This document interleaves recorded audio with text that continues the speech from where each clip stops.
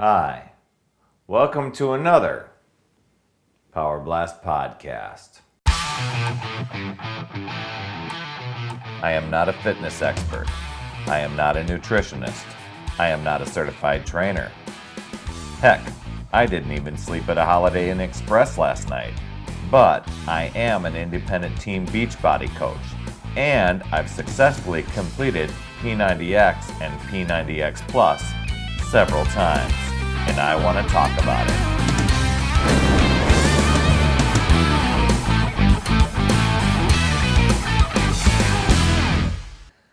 I have to say, for the longest time, I don't know if it was that I just didn't know any better, or it's hard to say. I do have to say, and I'm gonna kind of open things up here. My eyes are starting to open up to this. I don't know, this stuff that's kind of unfolding, and just coming to my attention. And maybe it's been around me. Maybe I've known and I've just been kind of clueless to it. What are you talking about, Barry? A couple weeks ago, and on a podcast, I told you I was at the beginning of a book called The Omnivore's Dilemma, and it turned out to be a pretty eye-opening book, and very intriguing and thought-provoking in many, many ways. And I thought it was well written, and there was a lot of things in there that really got me to start thinking about things that I was absolutely clueless about. For instance, how corn is impacted and embedded in everything. I had no clue. We know that it's important what we put into our bodies, and that affects everything that we do, how we feel, how we function, and significantly our weight. And so I was out doing a little experimenting. Well, I decided this past weekend to have a Beachbody fitness party here at my house.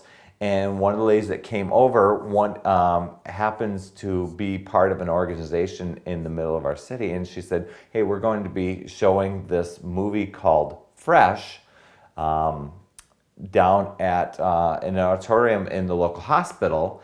Can I bring a poster to put up? Well, I had no clue what the movie was, so I decided, I'm going to do a little research. And it happened that the author from The Omnivore's Dilemma was featured in there along with other things, and it was an amazing film that, yes, it did tap into some of the industrial food processing practices that occur in our nation, and supply the majority of what you find in the grocery stores. But it also focused on what local farming does for a community, its significant impact, how healthier the foods are, etc., and address farmers market, etc. I'm going to suggest that you take a look at that as well. If you go to freshthemovie.com, there you will see where there are places that are showing that film. I don't believe you can get it on DVD or anything like that, but then again, I don't know. Check it out. I happen to be fortunate enough to have crossed paths with one of the ladies that was going to come to the fitness party, happens to be a Beachbody customer. Great. Thank you very much, Beth, for doing that, and a big Yoga Booty Ballet fan she is. And so in finding that out, I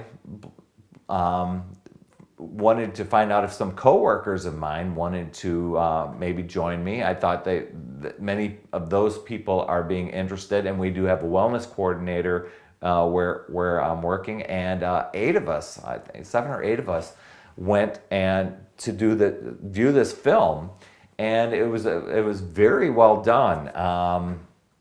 And so, like the beginning of this podcast, is it really started, and my eyes are starting to open up. I know how important it is to put good nutrition into our bodies, and I I thought I've been rather diligent in going through my household and weeding out the high fructose corn syrups and the hydrogenated oils, etc. But this book and this particular movie has me questioning if I've looked at things enough. Now, I'm not at a point yet where I'm just doing a revamping and just saying, oh, I'm only going to buy locally. While I'd like to say, yeah, I'm going to just do that. There's some growing, and it's going to be a process for me. Just like with my health and my nutrition over the past 6 years, things didn't happen overnight. And so this is a process, things I need to digest, for lack of a better word. And it's been interesting. So on the heels of that, one of the people that I invited to join us, another Beachbody coach, Cass, sent me an email and said, well, did you check out, have you heard of the movie Food Inc.?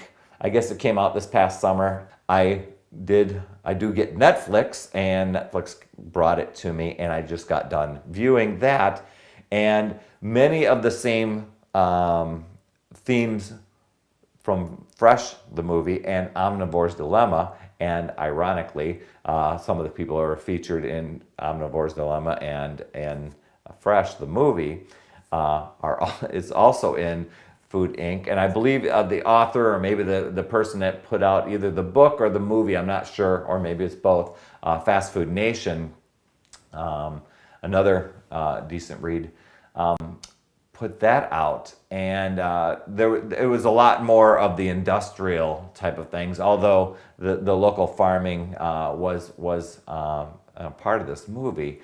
But just something you may want to check out. For me, there's a lot of processing that needs to happen inside my head, and what I can do best for me. One of the things I'm going to start with doing, and I'm actually putting it out.